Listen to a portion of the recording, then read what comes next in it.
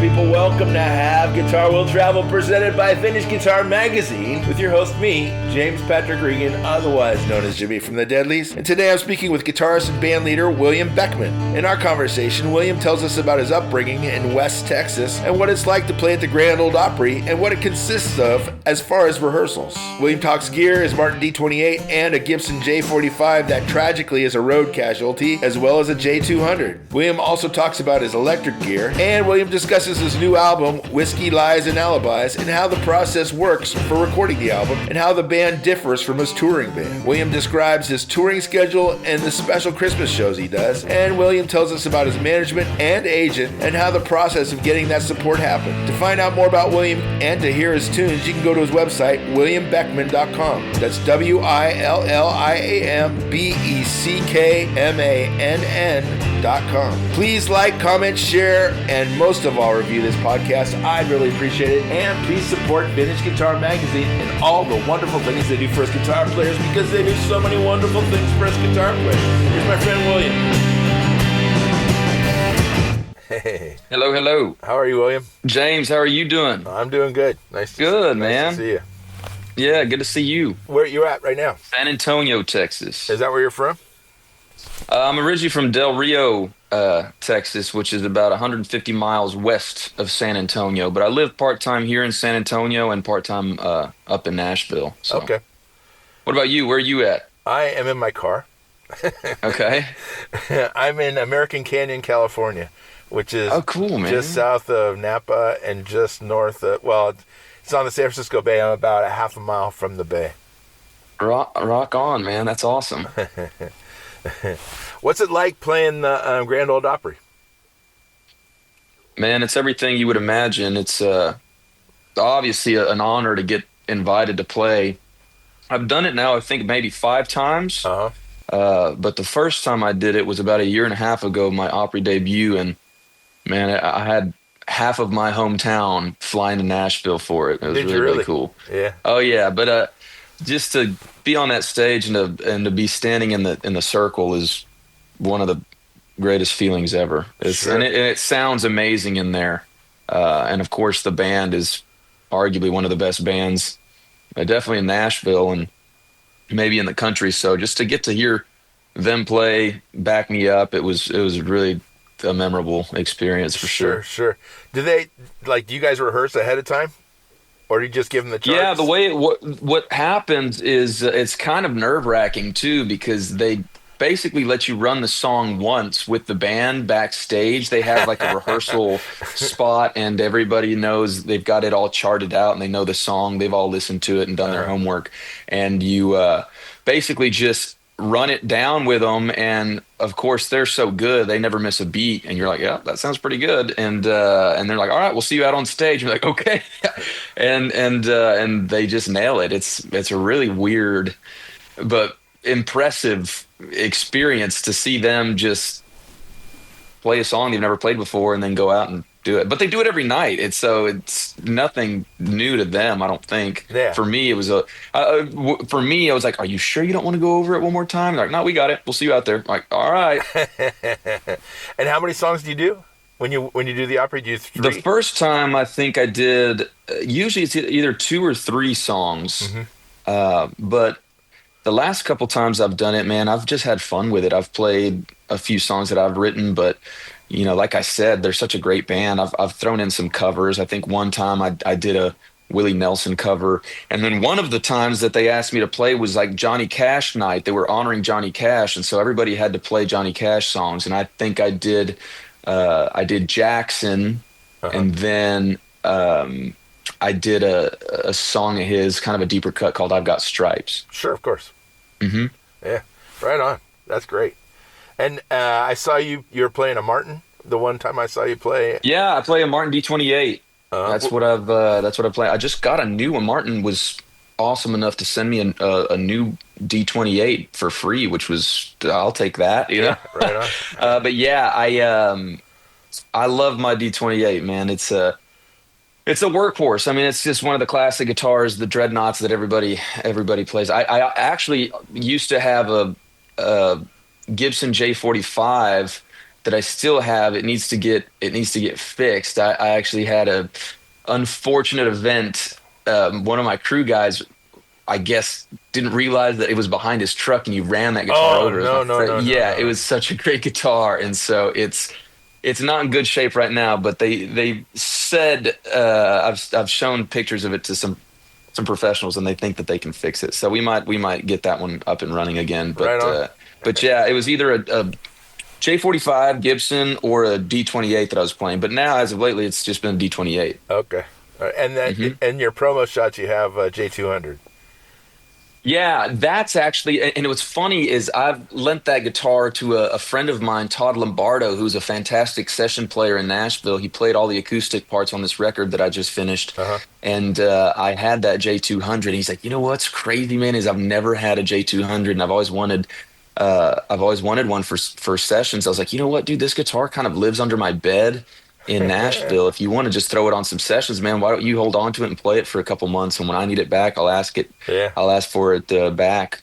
But I'm just glad it's getting put to use. What's the funny thing about that guitar is I bought it years ago, probably back in 2012 or 2013.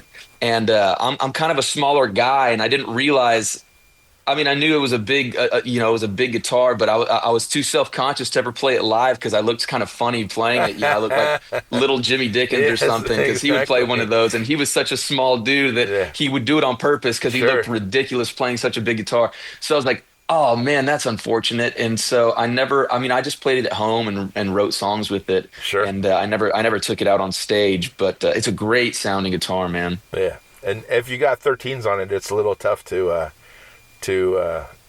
play. Yeah, for sure. Yeah, I've always been a light guy. I've always preferred light strings, but it just kind of depends. There's some guitars that if I tune them a half step down, then I can kind of go up in the gauge of the string. Yeah. And you can really get a big punch out of it that way. But for whatever reason, man, the bigger the gauge, the harder it is to play, and I've always just preferred an easier guitar to play, so I've always kind of opted, and I'm not a very hard-handed guy, I don't strum very hard, so the light strings, man, have always just been kind of the go-to for me. Sure. What's the name of your record, the new record? Whiskey, Lies, and Alibis. Okay, right on. Great name. Yeah. What's the process for recording that? Like, do they put a band behind you, or do you use your own band? No, I don't use my own band. The band that I tour with on the road is not the band that played on this record or any of the records that I've done. Basically, the process for me on the last couple albums, and this one specifically, is I try to write as much as I can, and I do have a publishing deal in Nashville, which keeps me busy. And I'm always constantly writing with incredibly talented songwriters, guys who have written massive hits, and and we kind of comb through. I'll usually write for about a year, maybe a year and a half, and then I'll take kind of the best 10% of the songs and figure out which ones make sense together and which ones I really that I'm crazy about, and will also, I'm not opposed to cutting outside songs. Sometimes I get pitched songs, and if I like them enough, I'll definitely give it a shot in the studio. We have 2 or 3 songs that were pitched to me that I did not write that I ended up recording on this album. But yeah, basically we go in there with the songs that we know we want to record, and John Randall, who's a fantastic producer and songwriter, is the guy that produced this record, and he got a great band together, man. That's outside of my world. I know certain session players by name, but I really don't have personal relationships with a lot of them. So It was really great to have him get a dream team of a studio band together. And yeah, man, it's kind of similar to what I was talking about at the Grand Ole Opry, man. These guys are just so insane at what they do. And they can, there's been instances where I have a song and it's just a guitar vocal on a voice memo on my phone. Yeah. And they listen to that and they chart it out, and they're able to sprinkle their magic on it.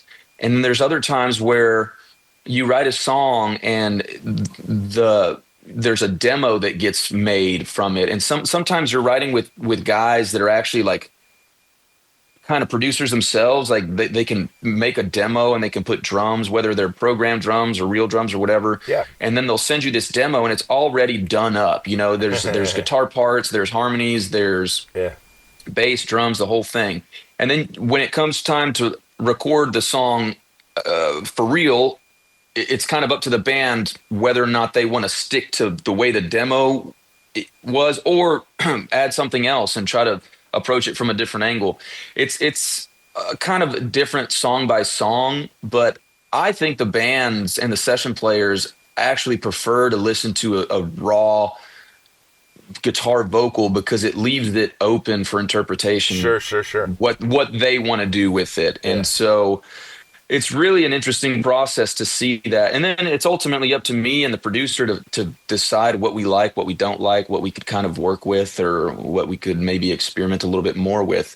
But that's the fun part about making records, I think, is doing that. You're, you know, telling the bass player, hey man, that was cool, but let's do it again. And why don't you try it kind of this way? And then you get to listen to a different alternate take. And yeah, man, you're just kind of figuring out what vibes and what doesn't. Yeah, exactly. So I do this thing every December. I've done it 3 years in a row now, but I've always been a big Sinatra fan, and I've always liked, you know, that traditional pop music, Rat Pack, that, you know, Tony Bennett. Sure. And my voice has always sort of lent itself very well to that style of music. Yeah. You know, like if I ever do karaoke, man, I sing those kinds of songs because, you know, the backing tracks have all the strings and all the horns and stuff. And those are the kinds of songs that I can't just pick up a guitar and play. But we do this Christmas tour every December, and it's like I do a few Christmas songs, but a few American standards, and I dress up in a tuxedo and I get a slightly different band, and it's more of a jazz band, and we play theaters in Texas, man. But it's a really fun departure from what I traditionally do, and so it's something I kind of look forward to the end of every year is getting to put my guitar down and just croon for people. Yeah. And people really seem to enjoy it, so we're already making plans for that because it's kind of become its own thing. People know that I do it, and I get to pretend to be Michael Bublé for 2 weeks. Pretty awesome, Harry man. Yeah, man, for sure. Well, you have that deep baritone voice, so I'm sure it's I don't, maybe low tenor, I'm not sure, but yeah, right. Yeah, well, in. it's the one. It's the only one I got. So, but yeah, it's a cool thing, man. Yeah. So, when you're like, how many dates do you do a year? Man, I personally probably, you know, my band probably does somewhere around 100 to 110. Wow.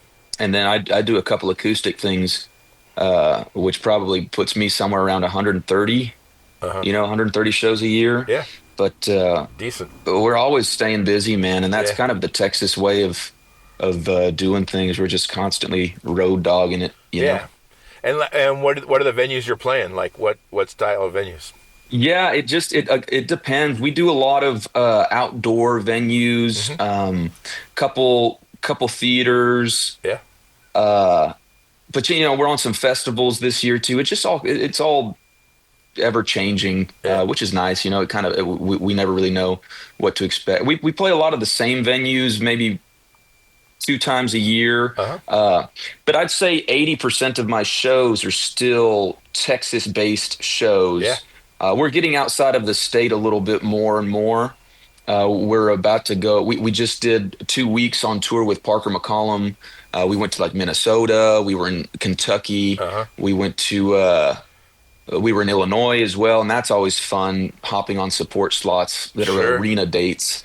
But it's just, one day we might be playing a county fair. The next day we might be opening up for somebody in an arena. And, you know, the day after that we might be in a theater. So it's cool, man. It's always different. Yeah. Do you have an agent and management, the whole thing? Yeah. Right on. My agent is with William Morris Endeavor. Oh, okay. So I'm WME. And my manager is with a management company called The Family, which is a Nashville-based company. But yeah, man, I've got a really good team of people. Yeah. I got a great band and crew. I'm very fortunate to have people looking after me with my best interest at heart. Because as you know, man, this business is a tough one, and you can't do it alone, man. You have to have a dream team of people that are behind you, helping the gears turn. Yeah, how did that process work? Getting an agent and management and the whole thing. Like, were you just playing your heart out in Texas, and somebody found you, or were you submitting to people? Yeah, I kind of have an interesting story in the sense that I am from Texas, and a lot of people know that Texas has its own kind of self-sustaining music business. Sure.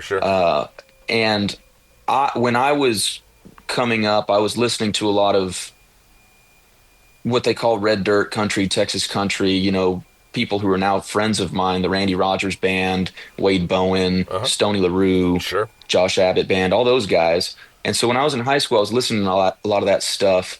And then I went to college for a couple years in Austin. And at that time, I was just writing songs. I didn't have a band. I wasn't really touring. I had a high school band in my hometown that we played a little bit, but nothing crazy. We just played the local bars. When I went to college, I'd play a couple acoustic things here and there, but I was really just trying to hone in on my songwriting. I was still too young to go into a lot of the bars that I wish I could have been playing. Yeah. So I just kind of stayed put for a couple years, and then I moved to Nashville when I was 19 or 20, and I transferred over to Belmont University, which is a music business school in Nashville. Yeah. And then I was there for 2 more years going to school, and then after I graduated from Belmont in 2017, I stuck around there for another year and a half or so. And by this point, I was probably 23. And around that time is when I had temporarily moved back to Texas to try to, I had a job in Nashville that I hated. And then I moved to. What was the job? I was working at a whiskey distillery, which you would think that was actually a cool job. And it was at first. But, you know, ultimately I knew that what I wanted to be doing was playing. So I figured if I went back to Texas, I could find some venues, some bars that I'd previously played at that would let me come back and do some acoustic shows. So I did, and I quit my job, and I went back to Texas at the age of 23 for about 3 or 4 months, gigged around, played wherever I could, and I got linked up with Randy Rogers, who's, like I said, a friend of mine now. And when I met him, he seemed to take a liking to me and was kind of like, how are you from Del Rio, Texas, and I've never heard of you. I don't know you. You've never opened up for me. Like, we've never crossed paths. I said, well, I've been living in Nashville the past 3 or 4 years, and so I've been out of the loop, which is probably why you've just never heard of me or whatever. But I'm glad we know each other now, and he had a management company, and so he kind of took me under his wing back then. This was probably late 2018, early 2019. Okay. And he connected me with his agent, Henry, at WME, who books a lot of the Texas guys, you know, Parker McCollum being one of them, of course, Randy, Flatland Cavalry, a lot of us Texas boys. Yeah. He got me Randy had walked me into WME, got me an agent.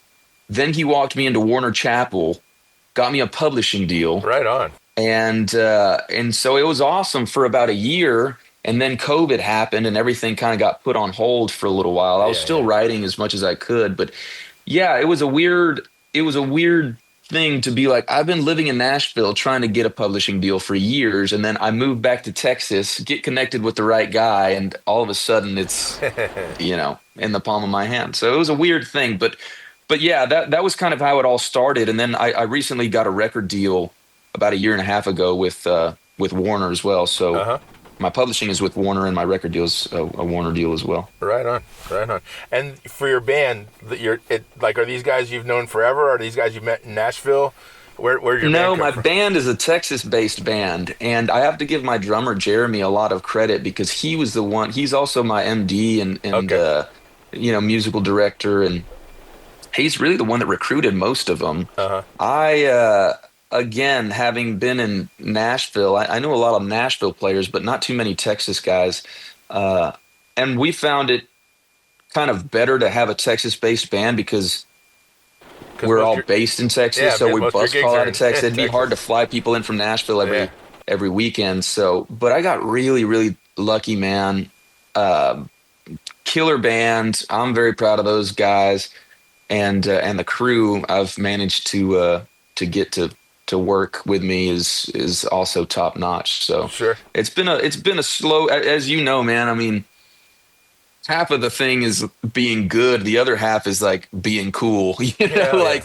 Finding guys that you get along with, and that are actually good at what they do is such a difficult process to go through. But when you tour around, are you touring around in a van, or are you touring around in a bus, or what's it? We have a Prevost 12 bunker tour bus. Yeah, yeah. So it's definitely a game changer. We did the van thing, we did the Sprinter thing for several years, and I always constantly look back on that time in my life, and I'm glad we made it out alive, man. And sometimes you go days without sleeping or resting, but it was fun. And what's the makeup of your band? Like, so you're playing guitar, you have another guitar player? Yeah, so I play rhythm, I play the acoustic, and there's a couple numbers that I swap out an electric guitar for. Mm-hmm. But I play guitar, rhythm guitar. I've got a killer lead guitarist, Seth Key, and he's just, the guy can play just about anything, man. Uh-huh. And I love him because he's always constantly practicing, which is great. It was great as a front man to see your guitar player always with a guitar in his hand. Yeah. My bass player, Michael, is a great bass player. He's played with a lot of different Texas bands, and so he's probably the most experienced one when it comes to touring. He's been doing it a long, long time. My drummer's Jeremy, like I mentioned, he's our MD. He's kind of the mastermind behind the whole band on stage.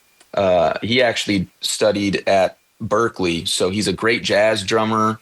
He's great for what I do. He's a very versatile player, which is a huge asset for me, because a lot of my songs vary in style. I've got some slower songs, very singer-songwritery, Neil Young-ish sounding songs. I've got songs that are more rock and roll that sound like Tom Petty songs, and then I've got straight-up country songs. So to have a player that can kind of lean into all the worlds that I find myself tapping into, it's really cool. Yeah. And then my piano player, my keys player, Sammy, he's the same way. He can play a bunch of different things. He's a great honky-tonk piano player. He can rip it, man. It's a piano, drums, bass, and 2 guitars. Right on. But it's a killer band, man. We crank it up and get loud when we have to, and then we can get real quiet and soft. And what are you playing for electric when you switch to electric? Man, I have I've got a Strat that I play sometimes, and I've also got a Telecaster that I'll play. But yeah, those are the kind of 2 that I stick with. I did there for a minute. I actually have an SG up in Nashville that I never really bring out on stage, but I've always just loved SGs, man. Sure. I love the way they look, and so I've got one of those. But that's more just a noodling guitar. I'll just play a bunch of AC/DC songs when I've got that thing plugged in. But yeah, man. Usually it's a Fender Strat or a Fender Tele. I've got 2 Telecasters. One of them's a road worn.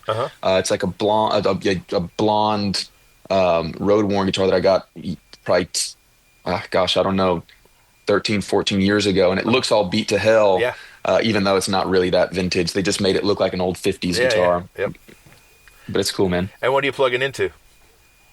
Man, I've got a Fender Princeton that I've always. Wow. I'm a big Ryan Adams fan. I don't know if you are, but Ryan Adams is the one that turned me on to Princeton's, because that's like his amp of choice. Sure. And then I think Chris Stapleton I think he's got his own line of amp now, but it's similar to a Princeton. But man, I've just always loved those amps, man. It's a clean, I like throwing some reverb on there, but it's just a clean sounding amp. I've also got a Fender Twin, but I quickly learned that those things are impossible to haul around because they weigh 1,000 pounds. And they're fucking loud. And they're loud. They don't need that. You do not. I mean, it's like as soon as you get past 2 on the volume knob, you're gonna blow somebody's head off. But Yeah, the Fender Princeton, man, has treated me well for the last 5 years. Right on, right on. Yeah. And as far as like the pickups on the acoustics, what are you using for? Do you like anything? Yeah, the pickups on the acoustics are LR bags. Uh-huh. I believe. Yeah, they are LR bags. Yeah, the pickups that come in the Martins, man, are great. I mean, every Martin that I've come across lately, man, just out of the box, you plug it in and it just sounds like a Martin, man. It sounds like the way an acoustic guitar should sound. Sure. And so, like I mentioned, I did have a Gibson J-45 for a while that I adored, and I loved that guitar. But man, the Martins that I've been playing lately are so good. I might be jumping, full Martin. Right. So now with the album out, or the album's coming out at the end of the month, is that correct? No, the album's coming out in the summertime. Oh, in the summertime. And so what are your plans tour wise? Do you know, or have they told you yet? Yeah, man, we're gonna start putting. I believe we're gonna start putting a tour together specifically around the album, but I've got so many dates already locked in that my agent's already booked. And in the country world, it's pretty common to just kind of tour year round, sure. Mostly on the weekends and stuff. And that's kind of the way I like it. I like having 3-4 days off and then going out for 3 days and then kind of coming back and resting and decompressing, and then versus going out on a 3 or 4 month long tour nonstop and then taking 6 months off or whatever.